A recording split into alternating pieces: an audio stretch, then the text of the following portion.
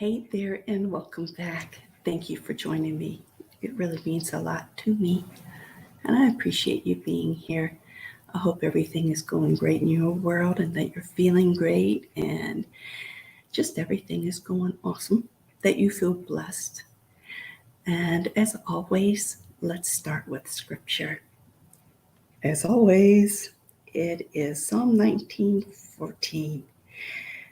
Let the words of my mouth and the meditation of my heart be acceptable in your sight, O Lord, my strength and my redeemer. I always say it and I'll say it again. Every time I read it, it means more to me.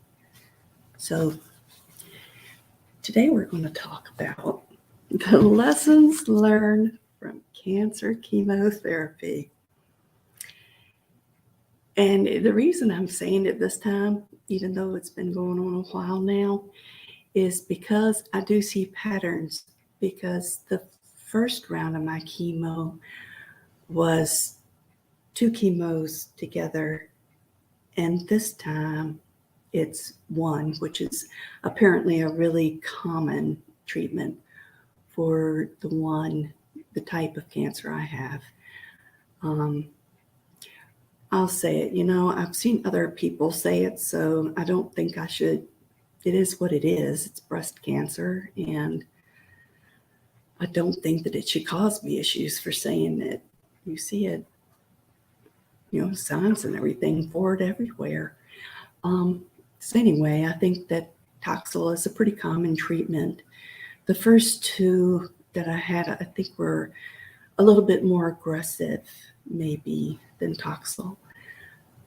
Either way, about the third day is when you really start feeling both of them. The third treatment, rather.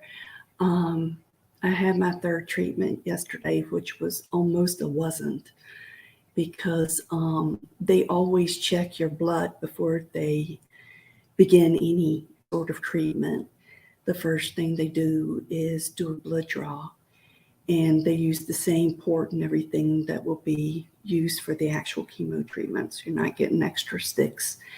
They pretty much just start the IV. They set it all up so that all they have to do, if you pass your blood work, is to then launch the treatment of the day. So yesterday, my blood was not looking really great. It was one category that was actually looking pretty bad. I think that they said it's supposed to have been 5 point something, and mine was 0.23. So it's almost non-existent. But then they started to just delay yesterday's treatment and instead do it next week. But then the doctor and I agreed with him, just so that I can stay the course and get this behind me. So I thought I put my phone on mute, but I didn't. So he decided, and I agreed that we would just go forward. And all of it was sort of a gamble, and I knew it going into it. So the first step was, one of them that was severely low was a branch of the white blood counts. And next week I've got off as far as treatment goes. So he felt like I would have that period of time to recover before we began again. Plus, he was going to give me the same shot that I had to take last time, because the chemo did a number on my blood. But my insurance declined the shot this time. So I'm on antibiotics because right now I'm a walking bug trap. Which is actually, I'm not really concerned, because fortunately my life is such that I can just stay in the house. And it's space where I don't have to be super close to anyone in the house either. So I feel pretty safe. I mean, if someone came in with a cold or whatever, then I'd probably confine myself to my room or something like that, because I just don't want to chance it. But other than that, I'm not really concerned. No matter what, God's got this. I'm not going to panic about it. At first, when they said, well, your insurance declined the shot, I was sort of like, oh, dear. But that quickly passed, because either way, God's got this, so I'm not worried. That's one thing I have noticed, is that the third treatment seems to be the treatment. The last time, after my third treatment, my hair all fell out like pretty much the next day. I mean, it was falling out so fast. That's when I decided, you know what? I'm staying on top of this. This isn't staying on top of me. And I buzz cut it. And that was falling out so much that I was like, fine then. So then I shaved it. And it is beginning to come back now in patches. And with the Taxol and me having my third treatment, my guess is that whatever ground I made with hair returning is about to be taken away with hair falling out again. But I'm okay with that too. I meant to also mute the clock. Enjoy a round of 3 p.m. We're about to have a 3 count. Oh, speaking of 3 treatments, and now we're hearing the 3 count. Interesting. Yeah, it was a lot learned the last time. And I was expecting it to be slightly different this time, but it really wasn't. Today is the day that I feel exhausted. If I stand up, I really want to sit back down. I've got, it makes me dizzy, which, again, thank you, Miracle Mom. Told me that means that, your red blood cells aren't doing quite everything they usually do. So oxygen isn't being carried as well as it used to. So what I learned from last time when that happened, I am not going to try to plant any mulberry trees. No. And what I learned today, last night I didn't sleep at all, because every time I move even a little bit, I had a dreadful muscle cramp, and I just ended up totally exhausted. I mean, my body is sore today from the muscle cramps all night long. So what I did today was I decided I'd kind of take matters into my own hands. I think that that's being caused by the minerals in my body being a little bit off balance. My potassium and magnesium probably have dropped a little bit. That's what I'm guessing, and it is only a guess. They haven't told me this. So that might mean that the calcium is increasing, and if that is the case, then the answer is vitamin D. And the best source of vitamin D is the sun. So I did spend some time outside, and the lesson learned today was wear sunscreen, sweetie, because your ability to endure sun ain't what it was about a year ago. I did get ever so slightly pink. I think it'll just go away, but just the same, that explains how come I'm looking a little bit pink today. I wasn't out there long. Normally I can be out hours, and I'm only tanned. This time, yeah, that isn't how it worked for me, but it was another lesson learned. Plus, the other aspect of it is that I am on antibiotics. So between the chemo and the antibiotics, the possibility for burn slightly increased. And that was my lesson for today. And I've also noticed that after the third treatment, the taste of food is again gone. Food tastes like nothing. So my desire to eat is plummeting, which, like I said last time, I'm not really worried. I got some fluff that'll carry me through. Speaking of fluff, does that make anyone think of Fluffernutters? I'm just wondering. Mm-hmm. Yeah, it goes like that. Just another thing that I've kind of given up. I don't do any kind of peanuts or anything like that. Sugar, fortunately, doesn't have the same meaning in my life that it used to, which is definitely a good thing, because I think that if I kept on the trick that I was on with my adoration of sugar, I probably was going to go camping in diabetes land.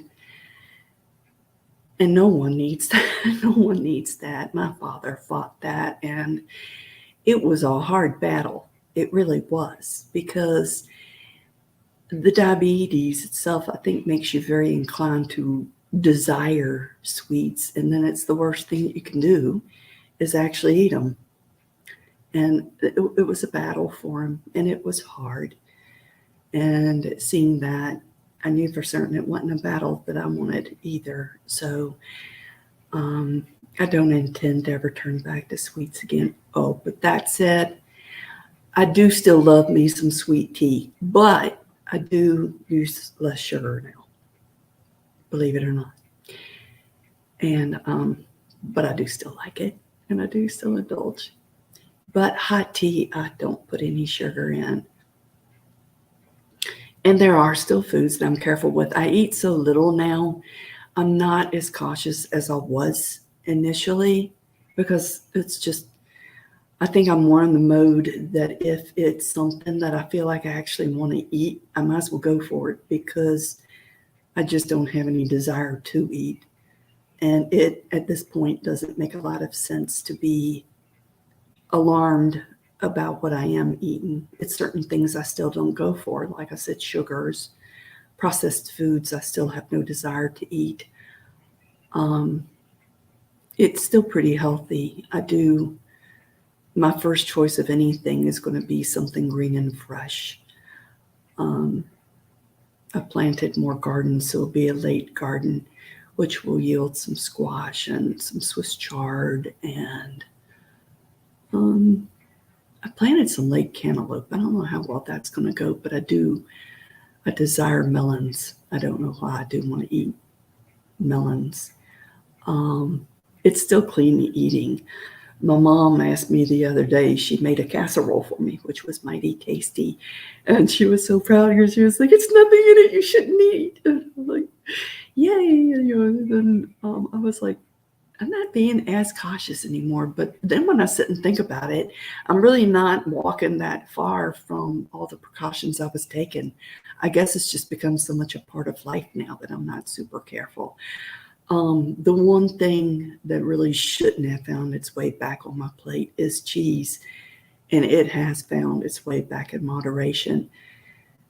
But I love cheese. I gotta be honest. I do. But it's only in moderation. And again, I eat so little, I'm not too panicked. My sisters, I had sort of stopped using Premier, and my sister has urged me to start drinking that again. I do believe that she would have already moved in or something if she could have. I think that she's just concerned all the way around, but I'm fine. And I've got on the same shirt as last week, not because I only own one shirt, but Bessie wanted me to wear it again so that I would explain what it said. She said that she was trying to figure out the whole time what my shirt said. And she told me to wear it again and tell everyone what it said. Okay. Anyone that has the privilege of Tractor Supplying will know exactly what I'm talking about. They have chicken days at Tractor Supply. And during chicken days, you can buy ducks and chickens and bring them on home. Otherwise, you got to order them. And sometimes when you order them, it's a sad sight when they arrive. Oh, forget sad sight. It's a horrible sight when they arrive. My first order of chickens was I opened up the box and a number of them had already passed, and a few days later more passed, and it was heartbreaking. And I was like, hey, I never want another chicken again. No. But I will warn you, if you ever do bring a chicken into your life, then you do catch chicken math, and kind of it really doesn't stop. So I just gotten 10 more chickens during chicken days and 2 ducks. So, and one of the chickens thinks it's a duck. Yeah, it's pretty sure of it. Anyway, my shirt, it says, I don't know, how do you do this? Living that coop life. And it's got a chicken on the front. So living that coop life. And if you've got chickens, you know exactly what I mean. It becomes a strange way of life. And chickens are, I don't know, might be an illness. I don't know. Chicken math is real. Talking about what's real, the brain fog is real. It's back. I had to fill out some paperwork. And I was like, seriously? They really think I can remember this? Because I really don't. It wanted dates, a lot of dates. How am I supposed to remember a date at this point? And it was for the doctor's office. They know I can't do this. I'm like, look it up. I don't know. I gave it to you before you gave me chemo. So, yeah, look it up.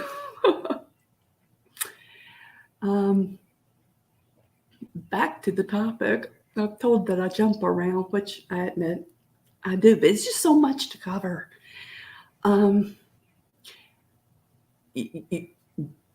The whole cancer thing has also been like a door opener to me. I've said before that through the cancer and through the channel I was working with at the time, Channels Network that I was working with at the time, I began just broadcasting this. And if I even help one person, I will truly be blessed. But where I was leading in with that is you meet so many people through the treatment or through the appearance of the treatment. So many people are so kind, you know, you're sporting your nice bald head, and especially women will assure me that I'm still, you know, you look beautiful. You're, you know, stunning. I hear stunning. I don't think I've ever been called stunning before in my life, but I hear, you know, you look stunning. And I know that they're being kind. I know that they're, you know, thinking that I'm aware or hurt that I have no hair. But, you know, the season was right. So it was okay that sporting the bald look. For now, I'm okay with it. I'm not, I don't know, it falls under the is what it is list. And so you meet a lot of people that way, and you find out how many big, kind hearts are still out there. There's so many of them.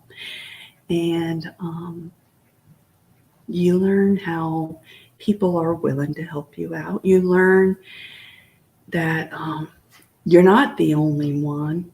And my dog's Joey. She really needs to sit on my feet right now, apparently. So that's where she is now. She's been really, really, really concerned about me lately for some reason. She's big and she keeps trying to get in my lap. So I've got some bruises from her kind assurances. Mm-hmm. So as I was saying, I was in the room yesterday with a man, and he had been there 3 hours already, and he was beginning to get impatient and kind of grumpy, but he was still funny, and he kept calling me young lady. So everything he said was, young lady, do you want me to change the channel? Young lady, would you want the TV control? Hey, young lady, should we have a snack? So he was complaining that he was going to have to leave with a pump. And I was like, you know, I'm really thankful that I don't know what a pump is, and I know that I don't want to find out. And he did have an array of words that he used that I probably will not repeat here. But apparently this whole pump thing's pretty bad. So he did a lot of pump complaining and descriptions. And I did get to see, because he left before I did, he was there ahead of me. And my treatment was like almost 4 hours. So he left about an hour into my visit with this pump.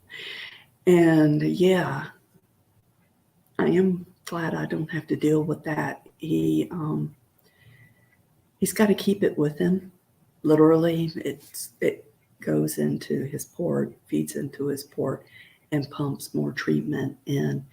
And he said that so far he's been in treatment 2 years. Wow. So after he left, I prayed for him. The man was extremely entertaining.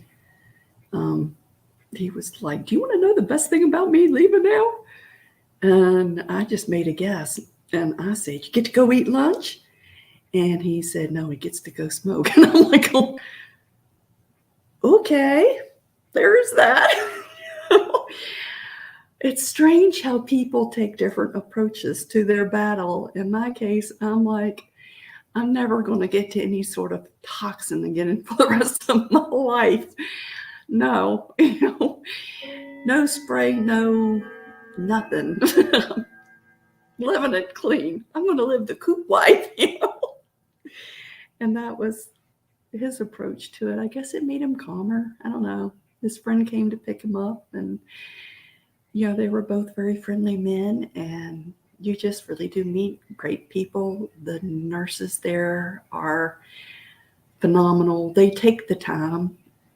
It is a lot of us. I'll admit, when I found out that I needed a treatment and I was going there, I was like, me and the other 5 people that cycle through in a day, they're busy. I mean, they literally run from one of us to the next. And it isn't just, your IV pump is alarming or something like that, or it's time to hang your next bag. They also pop in. "Do you want a snack? Do you want a sandwich? Can I bring you something to drink? Do you want anything at all, sweetie?" And it's like going home or something. They make it as comfortable as they possibly can. I mean, it's something that's just not, your mind knows it isn't fun, and you are bored sitting there. I did mean to take a book with me yesterday. I just picked up a book on the Book of Revelations, and I did mean to take it with me yesterday. And I left home in an absolute rush and forgot all about the book, forgot the people that I usually notify that I'm going to be driving. Well, it didn't forget. I just didn't have time to do it, actually. So, and I don't text and drive. No way, duck. Not happening. So it does open up that sort of a door, which is a very positive thing. And one of my other late observations, I have an aunt, and I hope I don't cry.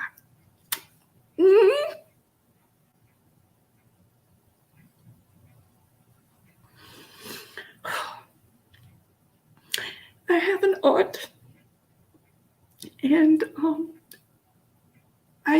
my first name is also her name, and it's also my grandmom's name.